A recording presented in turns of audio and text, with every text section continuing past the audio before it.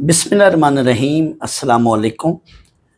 हम अब next topic करते हैं हार्मोनिक सीक्वेंस। हार्मोनिक सीक्वेंस का अर्थमेटिक सीक्वेंस के साथ बड़ा गहरा ताल्लुक है। क्या मतलब, आए देखें। A sequence of numbers is called harmonic sequence if reciprocal of its values of terms is an arithmetic sequence। अगर कोई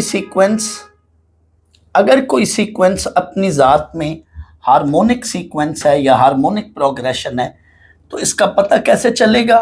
हम इस सीक्वेंस की टर्म्स का जब रेसिप्रोकल लेंगे तो जो न्यू सीक्वेंस बनेगा वो ज़रूर एपी बने, तो तब हम कहेंगे जो ओरिजिनल सीक्वेंस है वो अर्थमेटिक सीक्वेंस है।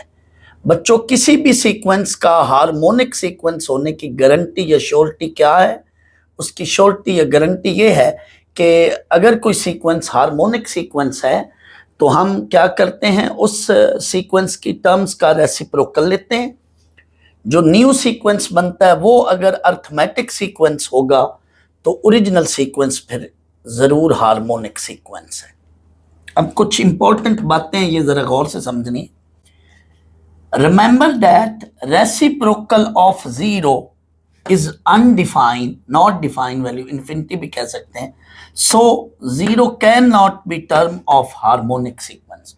हार्मोनिक सीक्वेंस के अंदर कभी भी ज़ीरो इटसेल्फ उसकी टर्म नहीं होएगी, लाई नहीं कर रही होगी, क्योंकि जब हम इसका रेसिप्रोकल लेते हैं तो वो अनडिफाइंड वैल्यू बनती है और एपी के अंदर कभी भी वैल्यू अनडिफाइंड नहीं होती। तो ये बात याद रख लें, zero can not be term of harmonic sequence. एक और बात भी याद रखें, अभी मैंने कहा कि अगर कोई सीक्वेंस हार्मोनिक सीक्वेंस है तो हार्मोनिक सीक्वेंस की टर्म्स का रेसिप्रोकल एपी बनता है। तो क्या एपी की टर्म्स का रेसिप्रोकल एचपी बनता है? श्योर, जरूर। एपी की टर्म्स का रेसिप्रोकल एचपी बनता है और एचपी की टर्म्स का रेसिप्रोकल एपी बनता है। लेकिन एक बात जरा याद रखनी है, हमेशा हर एपी जो है, हर एपी एच उसकी टर्म्स का रेसिप्रोकल एचपी नहीं होगा।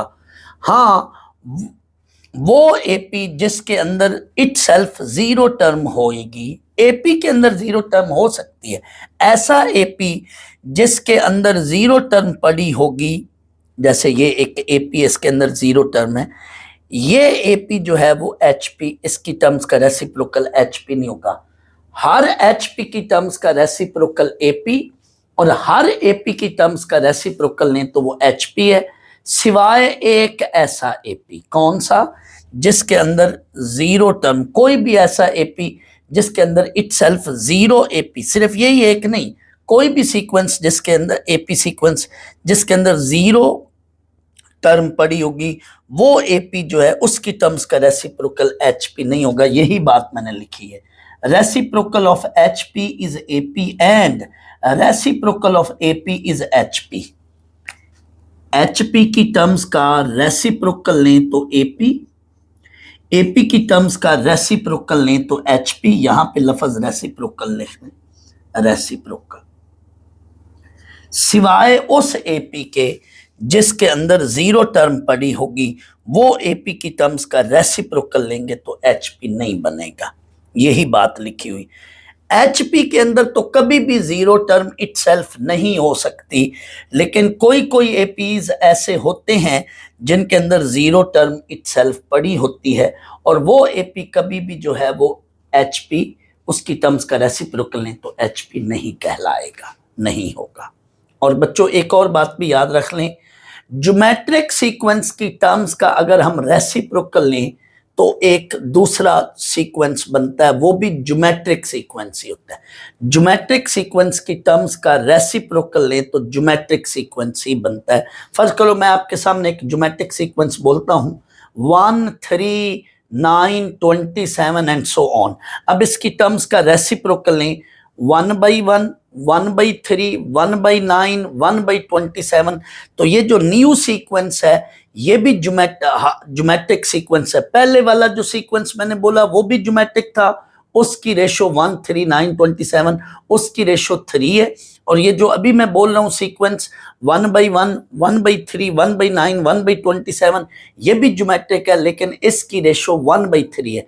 तो reciprocal of terms of geometric sequence is also a geometric sequence, लेकिन हार्मोनिक सीक्वेंस की टर्म्स का रेसिप्रोकल एपी बनता है और एपी की टर्म्स का रेसिप्रोकल एचपी बनता है, सिवाय इस तरह के एपी की।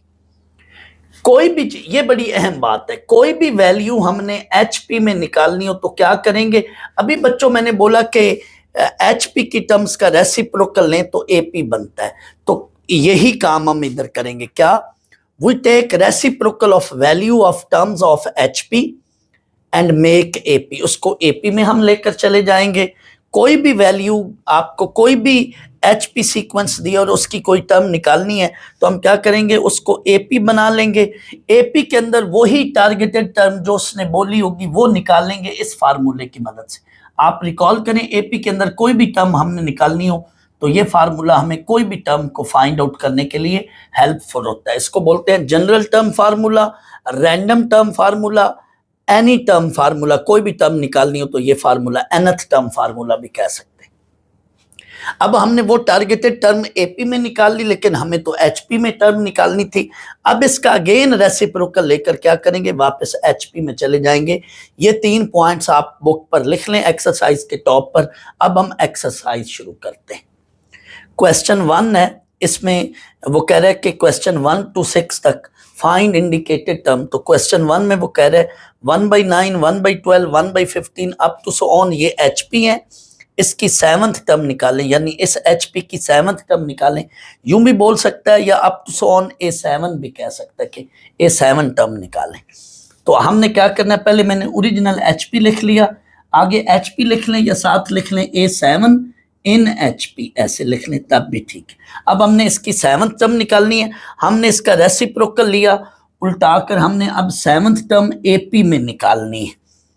रेसिप्रोकल लेकर ये एपी बनाया। अब कोई भी टर्म एपी में निकालनी हो तो उसका ये फार्मूला है। इसके लिए हमें 2 चीजों की जरूरत है, A1 की और D की। तो A1 9 और different second term minus first term, हमने 7th टर्म निकालनी है। तो इस फार्मूले को देखें ना, जो भी यहाँ पे टर्म होगी डी का कोफिशिएंट उससे क्या है, एक लेस है। ये बात मैंने एपी में बताई। तो 7th टर्म के लिए A1 + 6D हम लिखेंगे, यानी मैंने डायरेक्ट इस फार्मूले में n को क्या ले लिया, पुट कर लिया 7। तो A7 A1 + 6D, मुझे 2 चीज़ों की ज़रूरत थी, A1 और D की, वो मुझे मिले हुए हैं, इसमें पुट किया तो मेरे पास ये 7th टर्म आई है एपी में, लेकिन मुझे तो 7th टर्म एचपी में चाहिए थी। अगेन इसका वापस रेसिप्रोकल लेकर आपने इस 7th टर्म की वैल्यू का रेसिप्रोकल है। इधर तो टर्म नंबर तो वही रहेगा, टर्म की वैल्यू का, ये मैंने लिखा हुआ ना, taking reciprocal of value of term, जो टर्म की वैल्यू है उसका अगेन रेसिप्रोकल लें तो आपको क्या मिल जाती है, एचपी में टर्म मिल जाती है। यही स्टेप मैंने इधर अप्लाई किए हैं। देखो, कोई भी गिवन एचपी है, उसका रेसिप्रोकल लेंगे तो हम क्या बना लेंगे, एपी। ये फार्मूला लगाकर एपी में टर्म निकालेंगे। तीसरा पॉइंट, अगेन उसका रेसिप्रोकल लेकर वापस हम एचपी में चले जाएंगे। कोई भी वैल्यू एचपी में कोई भी टर्म निकालनी हो तो उसके लिए ये 3 पॉइंट्स। अब ये क्वेश्चन देख लें, एग्जैक्टली इसी पैटर्न पर होगा। Question 2, 1/11, 1/9, 1/7 up to so on 10th term मांग रहे। ये एचपी है, उसने बोला हुआ है ये सारे एचपी में, इसका रेसिप्रोकल है, ये एपी बन गया।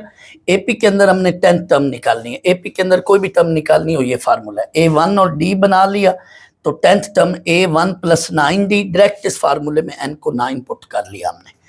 अब वैल्यूज A1 और D की मिली हुई, ये एपी में 10th टर्म की वैल्यू आई है, लेकिन हमें एचपी में 10th टर्म की वैल्यू निकालनी है। तो टर्म की वैल्यू का रेसिप्रोकल लें तो वो फिर एचपी में वैल्यू बन जाती है।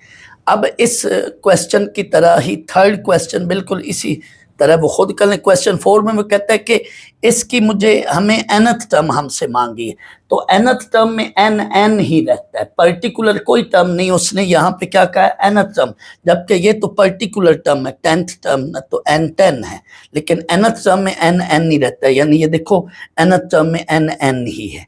बाकी सारी चीज़ यही है। इसका रेसिप्रोकल लिया, ये AP बन गया। इसकी nth टर्म निकालनी हमने, A1 और D मालूम है, nth टर्म में n ही रखना है। फार्मूला लगाया an का, A1 plus n minus 1 into D, इसमें n ही रखना है, बाकी सारा कुछ वही n ही रखना है। A1 और D उसी तरह से वो निकाला, मल्टीप्लाई किया, ये nth टर्म आई है AP में, लेकिन हमें तो nth टर्म चाहिए HP में, तो इसका क्या ले लेंगे, रेसिप्रोकल, तो आपको HP में nth टर्म मिल जाएगी। तो इसी तरह से आपने जो है क्वेश्चन 5 और 6 खुद कर लेना है, ये बिल्कुल इसी पैटर्न पर होगा। क्वेश्चन नंबर 7 में कहता है find the 14th term of HP। ये HP है, इसकी 14th टर्म निकालनी है, तो ये भी बिल्कुल पिछले क्वेश्चंस की तरह ही है। हम इसको पहले AP में कन्वर्ट करते हैं। AP में कन्वर्ट करने के लिए HP की टर्म्स का क्या लेते हैं, रेसिप्रोकल, तो ये AP बन गया। कोई भी टर्म HP में निकालनी हो तो उसको AP में कन्वर्ट करके यानी रेसिप्रोकल लेकर वही टर्म हम AP में निकालेंगे, फिर दोबारा उसका रेसिप्रोकल लेंगे तो हमारे पास HP में उस टर्म की वैल्यू मिल जाएगी, बन जाएगी। तो ये सारा काम इसी तरह से किया है पिछले क्वेश्चन की तरह, ये देख लें। ये क्वेश्चन 8 बिल्कुल आसान है, इसमें उसने हमें ऑलरेडी AP दे दिया है, यानी हमें यूं देकर कह रहे कि HP के अंदर आप 17th टर्म निकालें HP की, तो हम AP के अंदर ही 17th टर्म निकालकर उसका रेसिप्रोकल ले लेंगे तो हमें HP की 70 टर्म मिल जाएगी। यानी ये इतना काम करना है हमने, यानी इससे पीछे HP नहीं दिया, जस्ट AP देकर टर्म HP में मांग रहा है, तो हम AP के अंदर वही टर्म निकाल लेंगे 17 टर्म और उसका फिर रेसिप्रोकल लेकर HP की 17 टर्म बना लेंगे। ये बिल्कुल क्वेश्चन 8 यही है, देख लें।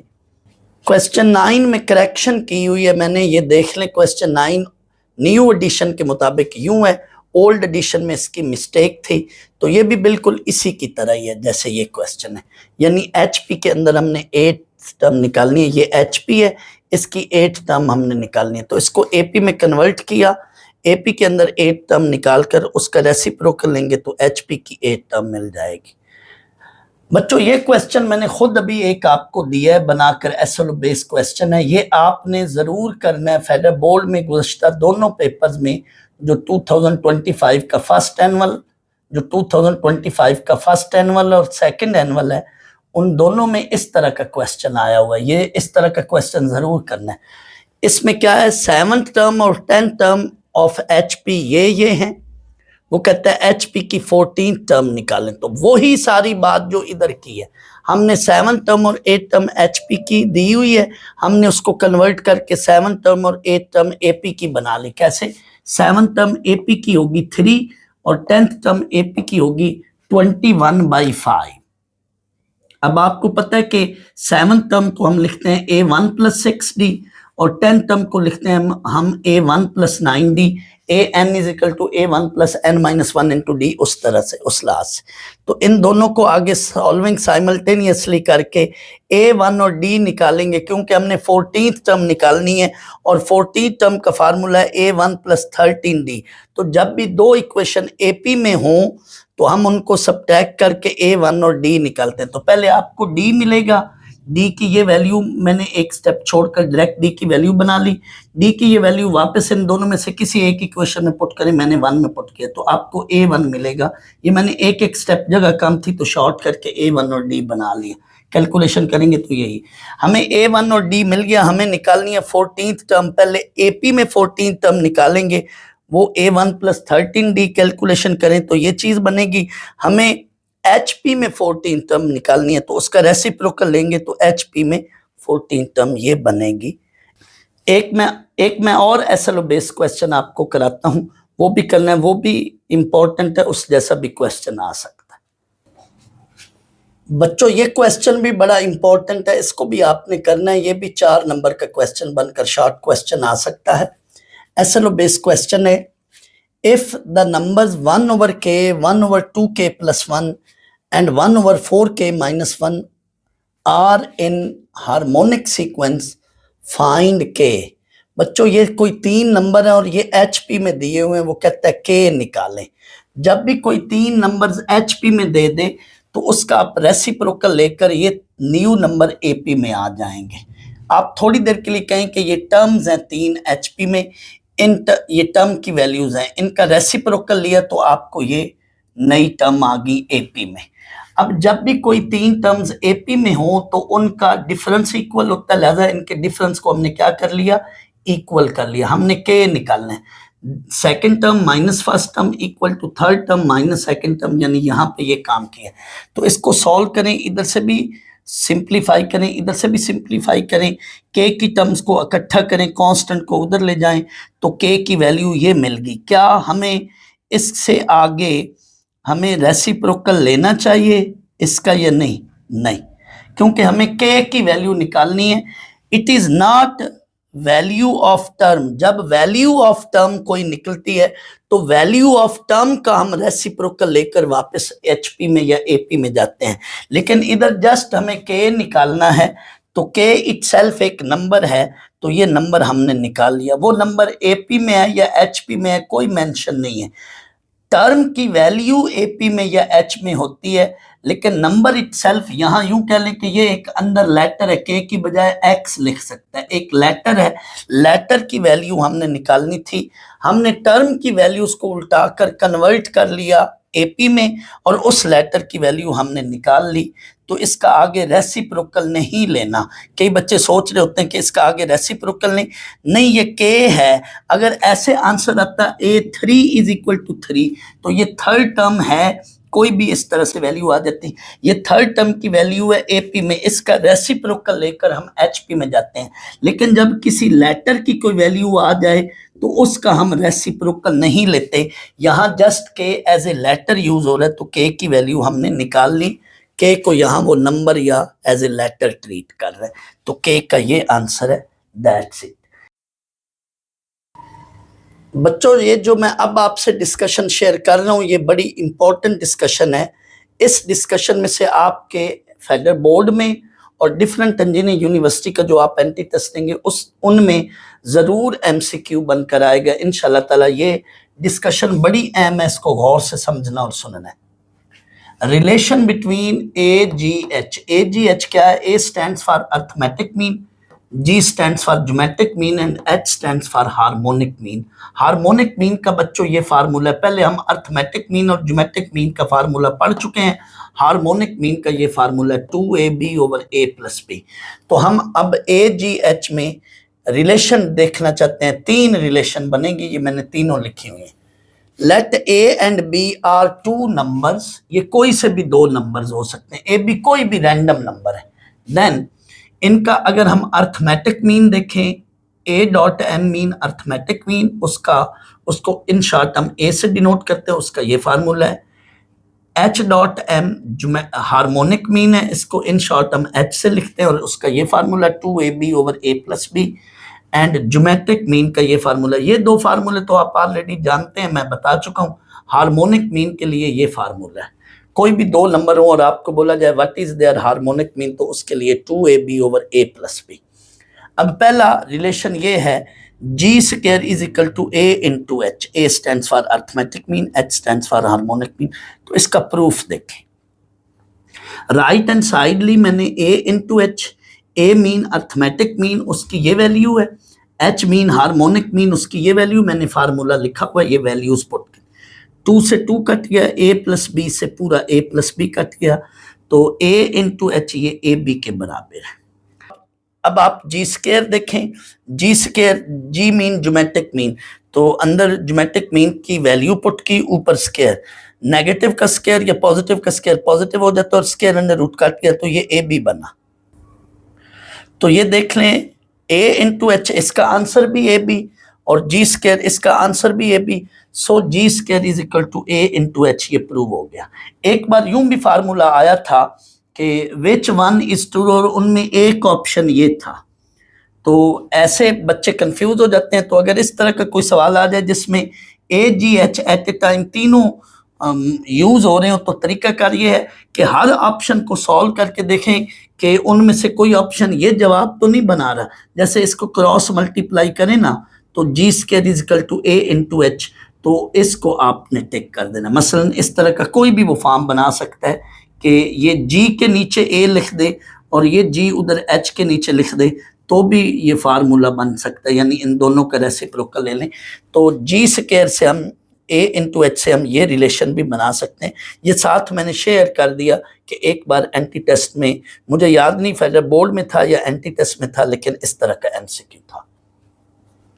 अब पहले इसी बात से रिलेटेड, इस रिलेशन से रिलेटेड आपकी इसी एक्सरसाइज का क्वेश्चन नंबर 10 देख लें। Find harmonic mean between 9 and 11। Harmonic mean, वो कहता है 9 और 11 का हार्मोनिक मीन निकालो। तो पहले हार्मोनिक मीन 9 और 11 का निकाल लें। 2ab over a plus b, इनको कैलकुलेट करें तो हार्मोनिक मीन ये आएगी वैल्यू। ये चीज वो ना भी लिखता फाइंड हार्मोनिक मीन, क्योंकि आगे उसने कहा है आल्सो फाइंड AHG। तो हार्मोनिक मीन तो हमने बाद में भी निकालना है, पहले भी पूछ रहा है बाद में भी पूछ रहा है, एक ही बात है। इसमें वो तीन चीजें मांग रहा है, ए भी मांग रहा है, A mean arithmetic mean, in short A को हम अर्थमेटिक मीन कह रहे हैं, एच मीन हार्मोनिक मीन और जी से मुराद ज्योमेट्रिक मीन। तो हम ए जी एच निकालेंगे इन दो नंबर्स का, ये दो नंबर ए बी हैं, ए और बी की वैल्यू। तो अर्थमेटिक मीन का फार्मूला लगाया, इनमें वैल्यूज पुट की, अर्थमेटिक मीन 10 आया, geometric mean plus minus A B under root, geometric mean की वैल्यू निकाली और हार्मोनिक मीन की वैल्यू निकाली। बच्चों याद रख लें, कोई भी दो नंबर के दरमियान आपको ज्योमेट्रिक मीन मांगे तो आपने फिलहाल ये फार्मूला लगाना है। वो ज्योमेट्रिक मीन उन दो नंबर के दरमियान प्लस भी हो सकता है और माइनस भी हो सकता है। आपने एट ए टाइम दोनों निकालने हैं, दोनों में से कोई भी जवाब होगा तो वो उधर कंसीडर हो जाएगा, हम एक नहीं निकालेंगे। हार्मोनिक मीन भी हमने निकाल लिया, तो बस आगे वो कहता है, ये दूसरी बात यह कि a into H is equal to G square, show that a into H into G square. यानी अब इन वैल्यूज के साथ हमने चेक करना है। तो हमारे पास जो अर्थमेटिक मीन का फार्मूला आया है और जो हार्मोनिक मीन का फार्मूला आया है, पहले हम a इंटू एच निकालते हैं, a की वैल्यू यानी अर्थमेटिक मीन की वैल्यू और h मीन हार्मोनिक मीन की वैल्यू। यानी अब इन वैल्यूज के साथ यही रिजल्ट प्रूव करना है। ये तो जनरली प्रूव किया था, लेकिन इधर बेसिकली जब दो पर्टिकुलर ए बी आ जाएं तो बुक वाले को चाहिए था कि यहाँ वेरीफाई दैट लिखता। शो दैट तो ये है, जब कोई रिजल्ट को हमने कुछ पर्टिकुलर वैल्यूज के साथ करना होता है तो उधर शो दैट या प्रूव दैट की बजाय होता है लफ्ज वेरीफाई दैट, क्योंकि उन वैल्यूज के साथ हमने उस रिजल्ट को क्या करना होता है, वेरीफाई करना होता है। शो दैट या प्रूव दैट तो जनरल वैल्यूज के साथ होता है। बहरहाल बुक वाले ने लिख दिया, कोई बात नहीं। a into H arithmetic mean की वैल्यू ये और h हार्मोनिक मीन की वैल्यू, इन दो को पुट करके रिजल्ट बना ये। अब हम जी स्क्वायर की वैल्यू निकालते हैं। पहले हम जी निकालते हैं, जी की वैल्यू ये प्लस माइनस 90 अंडर रूट, जी स्क्वायर मीन उसका जो है अंडर रूट का ये स्क्वायर, तो पॉजिटिव का स्क्वायर या नेगेटिव का स्क्वायर पॉजिटिव हो जाएगा और इधर स्क्वायर अंडर रूट कट गया। सो ये left hand side equal to right hand side, यानी a into H is equal to G square. तो इन दो पर्टिकुलर वैल्यूज के साथ, ए बी की दो पर्टिकुलर वैल्यूज के साथ हमने अर्थमेटिक मीन निकाला, ज्योमेट्रिक मीन निकाला, हार्मोनिक मीन निकाला और फिर हमने इस रिजल्ट को क्या है प्रूव वेरीफाई भी कर लिया। ए जी एच का एक ये रिलेशन भी है। इस रिलेशन को जरा देखें, इसमें बड़ी खास बात है। If both A and B, जब दोनों ए बी पॉजिटिव दिए जाएं तो फिर क्या होता है, then arithmetic mean is greater than geometric mean and geometric mean is greater than harmonic mean. या यूं कह लो, इधर से पढ़ लो, हार्मोनिक मीन सबसे छोटा होगा, ज्योमेट्रिक मीन उससे बड़ा होगा और अर्थमेटिक मीन सबसे बड़ा होगा। कब? जब ए बी दोनों पॉजिटिव हों। लेकिन उस वक्त ये बात बड़ी गौर तलब है, उस वक्त हमने जी का जो फार्मूला है ये वाला लगाना है। सर आपने थोड़ी देर पहले कहा था कि हम जी की ये दोनों वैल्यूज निकालते हैं, तो इधर क्या करें, इस केस में जब at a time arithmetic mean भी निकालना हो, ज्योमेट्रिक मीन भी निकालना हो, हार्मोनिक मीन भी निकालना हो और फिर इस तरह की रिलेशन चेक करनी हो, तो फिर आपने जी की पॉजिटिव वैल्यू, यानी इस क्वेश्चन में, इस रूल में या इस प्रॉपर्टी के अंदर पर्टिकुलरली हम जी की ये वैल्यू लगाते हैं फार्मूला। वजह वेट करें, बताता हूं। और अगर बोथ ए बी नेगेटिव हो तो फिर ये रिलेशन होता है कि अर्थमेटिक मीन सबसे छोटा होता है, ज्योमेट्रिक मीन फिर उससे बड़ा होता है और हार्मोनिक मीन सबसे बड़ा होता है। ये इधर से देख लें, हार्मोनिक मीन सबसे बड़ा, उससे छोटा फिर ज्योमेट्रिक मीन और अर्थमेटिक मीन सबसे छोटा। इधर से देखें या इधर से देखें, लेकिन इन दिस केस जब ए बी दोनों नेगेटिव होते हैं तो हम ज्योमेट्रिक मीन का ये फार्मूला लगाते हैं नेगेटिव वाला। लेकिन सिर्फ सवाल हो अर्थमेटिक मीन निकालें, ज्योमेट्रिक मीन निकालें और हार्मोनिक मीन निकालें, तो उस वक्त ज्योमेट्रिक मीन का ये फार्मूला है। लेकिन पर्टिकुलरली जब इस तरह का सीन आ जाए कि ये तीनों को ए जी एच के दरमियान हमने कंपैरिजन चेक करना है, तो फिर ये वाला फार्मूला या ये सीन देखते हैं। वजह क्या है, आए मैं आपको बताता हूं कि ऐसा क्यों है। अब मैंने यही चीज वेरीफाई कर दी है। फर्ज कर लो हमारे पास ए और बी दोनों पॉजिटिव हैं, तो इसमें ये रिलेशन कायम होगी और इसमें जी का हम ये फार्मूला लगाएंगे। वजह क्या है, अब गौर करें, देखें बच्चों, जब ए और बी दोनों पॉजिटिव होंगे तो जरूर अर्थमेटिक मीन और हार्मोनिक मीन ये दोनों पॉजिटिव आंसर बनेंगे। अगर ए और बी दोनों पॉजिटिव हों तो उनका अर्थमेटिक मीन और हार्मोनिक मीन जरूर पॉजिटिव होगा। अब दो पॉजिटिव वैल्यूज के अंदर कभी नेगेटिव वैल्यू नहीं हो सकती। जी को इनके अंदर होना है, तो जी दो पॉजिटिव वैल्यू के अंदर जी इटसेल्फ अगर अंदर आएगा तो ये तभी मुमकिन है कि जी खुद क्या हो, पॉजिटिव वैल्यू होगी। अगर जी को हम प्लस माइनस के साथ देखेंगे तो फिर जी तो नेगेटिव वैल्यू उसके अंदर नहीं कंटेन करेगी। जब भी ए और बी दोनों पॉजिटिव होंगे तो अर्थमेटिक मीन और हार्मोनिक मीन पॉजिटिव आंसर बनेगी, पॉजिटिव वैल्यू बनेगी। इन दैट केस हम ज्योमेट्रिक मीन का पॉजिटिव फार्मूला यूज करेंगे और ये वैल्यू जरूर उनके बिटवीन निकलेगी, उनके अंदर होगी। दैट्स वाई हम कहते हैं कि इन दिस केस जब ए बी दोनों पॉजिटिव हो और ए जी एच के लिए हमने ये रिलेशन देखनी हो तो तब हम जी के लिए ये फार्मूला यूज करेंगे। लेकिन अगर ए और बी दोनों नेगेटिव हो तो ये भी बात पक्की है कि उस वक्त अर्थमेटिक मीन और हार्मोनिक मीन वो दोनों नेगेटिव बनेंगे। फार्मूले में वैल्यूज पुट करेंगे ना, इनमें फार्मूले यही है अर्थमेटिक मीन हार्मोनिक मीन। लेकिन अगर दोनों ए बी नेगेटिव होंगे तो इनमें वैल्यूज पुट करें तो अर्थमेटिक मीन और हार्मोनिक मीन दोनों नेगेटिव वैल्यूज होंगी। अब इनके दरमियान कोई वैल्यू अगर पड़ी होगी तो वो पॉजिटिव वैल्यू नहीं पड़ी होगी, दो नेगेटिव वैल्यू के अंदर नेगेटिव वैल्यू ही होगी और हम जी इनके अंदर देखना चाहते हैं। तो इन दिस सीन या इन दिस सिचुएशन जब ए और बी दोनों नेगेटिव होंगे तो अर्थमेटिक मीन भी नेगेटिव होगा, हार्मोनिक मीन भी नेगेटिव होगा। दो नेगेटिव वैल्यू के अंदर फिर हम कोई नेगेटिव वैल्यू ही लाएंगे। दैट्स वाई जी जो है वो क्या है, इस केस में हम जी के लिए ये फार्मूला करते हैं। बच्चों जी के लिए एट ए टाइम ये फार्मूला होता है, लेकिन जब हमने ए जी एच का इस तरह का या इस तरह का कंपैरिजन देखना हो तो फिर हम देखते हैं कि अगर ए बी दोनों पॉजिटिव हैं तो ज्योमेट्रिक मीन का ये फार्मूला लगाकर अर्थमेटिक मीन, ज्योमेट्रिक मीन और हार्मोनिक मीन लगाकर ये रिलेशन चेक करेंगे, कंफर्म करेंगे।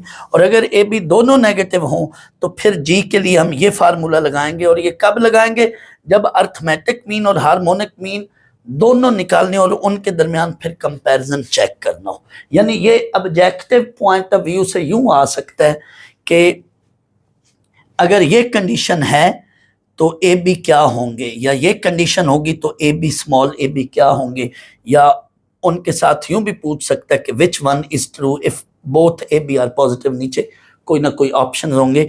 तो ये इस तरह से क्वेश्चन बनकर आ सकते हैं आपके जहन में, आपके इल्म में होनी चाहिए ये बात। ये मैंने कर लिया।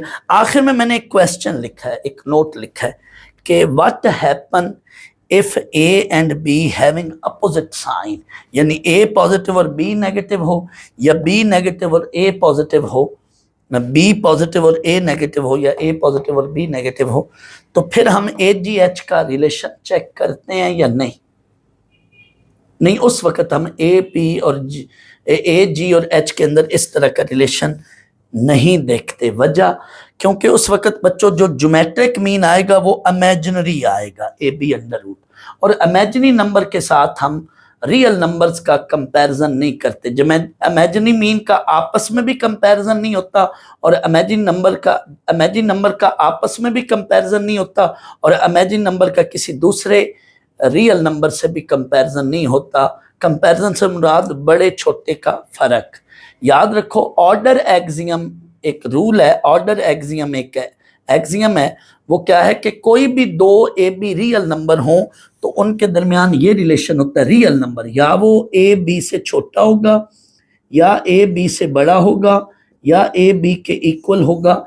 ये रूल रियल नंबर्स में लगता है, इसको कहते हैं ऑर्डर एक्सियम या कंपैरिजन बिटवीन टू नंबर। लेकिन इमेजिनरी नंबर के अंदर ऑर्डर एक्सियम्स वैलिड नहीं है। दैट्स व्हाई जब ए पॉजिटिव और बी नेगेटिव हो या ए नेगेटिव और बी पॉजिटिव हो तो इस तरह का रिलेशन या इस तरह का रिलेशन नहीं देखा जाता। ये तभी करते हैं इस तरह का रिलेशन या इस तरह का जब दोनों पॉजिटिव हों या जब दोनों नेगेटिव हों, और उसमें ये रूल और ये रूल ज़रूर देखते हैं। इनके लिए जी ये रखते हैं, इनके लिए जी ये रखते हैं। अब एक्सरसाइज 4.6 के हम लास्ट 2 क्वेश्चंस करते हैं। क्वेश्चन 11 में हमें कह रहा है find harmonic mean between 2/3 and 4/3। इस तरह का क्वेश्चन सिर्फ MCQ बनकर आ सकता है कि what is harmonic mean between this and this. तो जब भी 2 नंबर्स ए और बी गिवन हो और आपको हार्मोनिक मीन निकालना हो तो हार्मोनिक मीन को इन शॉर्ट H से हम लिखते हैं, और उसका ये फार्मूला 2AB/A+B। इसमें बच्चों वैल्यूज पुट करके आंसर निकल आता है। गौर करें ए और बी का आपस में कोई ताल्लुक नहीं, ए और बी कुछ भी 2 नंबर्स हो सकते हैं। अगर इनका अर्थमेटिक मीन मांगता तो अभी हमने प्रीवियस पार्ट में किया था, उसमें हम A+B/2 निकालेंगे। अगर ज्योमेट्रिक मीन मांगता तो +-AB करके निकालते। ये क्वेश्चन बड़ा इंपॉर्टेंट है, इसको अच्छी तरह से करना है।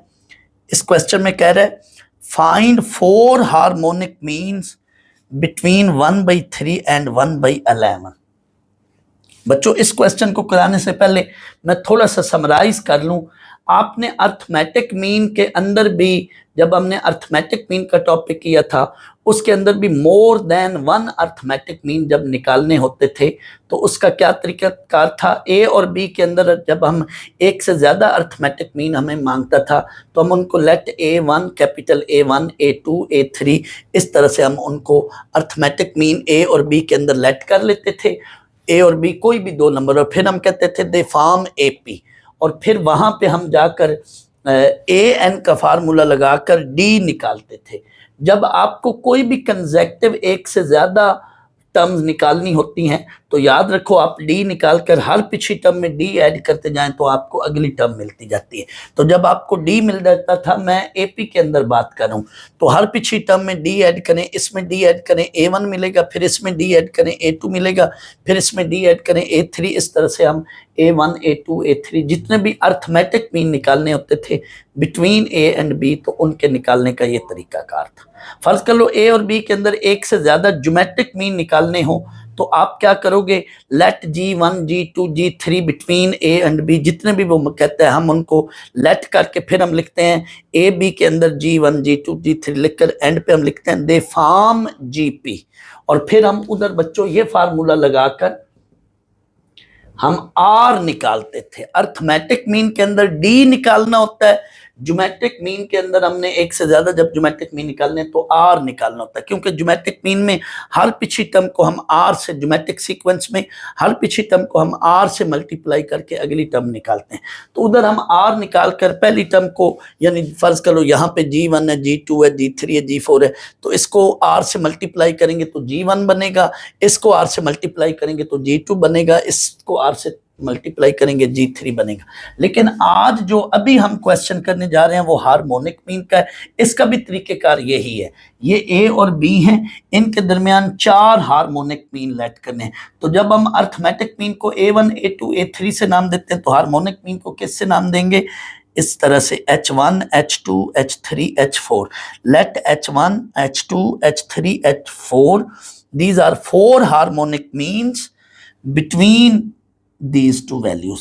अब जब भी ऐसा जुमला लिखते हैं तो अगला सेंटेंस हमारा ये होता है कि ये पहली टर्म इनके बिटवीन ये और ये आखिरी टर्म, यानी इन दोनों के बिटवीन ये और ये आखिरी टर्म, ये लिखकर आगे हम कहीं दे फॉर्म HP, यही बात लिखी दे फॉर्म HP। अब हमें कोई भी बेसिकली टर्म्स अब ये निकालनी है ना, ये वाली अब हमारे पास HP के अंदर टर्म बन गए हैं। ये H1, H2, H3, H4 these are no term in HP। कोई भी चीज आपको HP में निकालनी हो तो आप क्या करते हैं, उन टर्म्स को निकालने के लिए उसका रेसिप्रोकल लेकर AP में आ जाते हैं। तो हर एक टर्म की वैल्यू का रेसिप्रोकल लिया, ये AP बन गया। लेकिन अब आप थोड़ी देर के लिए इस पूरी टर्म को A1 नाम दें, इसको A2 नाम दें, इसको A3 नाम दें और इसको A4 नाम दें। AP में जो है ना, तो फिर A1 A2, लेकिन A1 का मतलब होगा इसका रेसिप्रोकल, यानी ये A1 बेसिकली 1/H1 है, लेकिन ये लिखने की नहीं जरूरत। इसी तरह A2 1/H2 है, लेकिन ये चीज नहीं लिखनी, बस ये स्टेप लिख देना। अब ये AP की तरह वो सवाल बन गया। ये हमारी फर्स्ट टर्म है, ये हमारी लास्ट टर्म है, और नंबर ऑफ टर्म्स कितनी है, 6। जब भी बच्चों हमें AN यानी लास्ट टर्म का पता हो तो जरूर उधर ये AN का फार्मूला लगाते हैं। फर्स्ट टर्म और लास्ट टर्म के लिए ये फार्मूला लगाया, इस फार्मूले में वैल्यूज पुट की, हमें D मिल गया। अब बेसिकली ये सवाल यहां से आगे देखें तो ये AP का बन गया, तो हम ये अर्थमेटिक मीन निकाल लेंगे, ये टर्म्स निकाल लेंगे और इनको फिर H1 में कन्वर्ट कर लेंगे। तो अब देखें A1 निकालना है तो इसमें D ऐड करें तो A1 बनेगा, A2 निकालना है तो अब A1 में D ऐड करेंगे तो A2। बेसिकली ये इस सीक्वेंस की ये सेकंड टर्म है, ये थर्ड टर्म है इस सीक्वेंस की, ये फोर्थ टर्म है, ये फिफ्थ टर्म है। जब भी कंसेक्टिव टर्म्स निकालनी होती हैं तो हर पिछली टर्म में D ऐड करते जाएं तो अगली टर्म बनती जाती है। इस सीक्वेंस की ये पहली टर्म है, इसमें D ऐड करें तो A1 मिलेगा, ये अब दूसरी टर्म मिल गई, इसमें D ऐड करें तो A2 मिलेगा, जबकि वो तीसरी टर्म है। इस तरह से A3 कैसे मिलेगा, A2 में D ऐड करें। ये देखो नाम A1 है लेकिन ये टर्म दूसरी है, नाम A2 है लेकिन ये इस सीक्वेंस की टर्म तीसरी है। वैसे मैं बता रहा हूँ, इस तरह से आपने ये सारी टर्म्स निकालनी, लेकिन ये तो हम AP में निकाल चुके हैं, हमें तो HP में यानी H1, H2, H3 चाहिए। तो इनका आगे रेसिप्रोकल लेते जाएं तो आपको H1, H2, H3 मिल जाएगा, ये अभी मैंने कहा।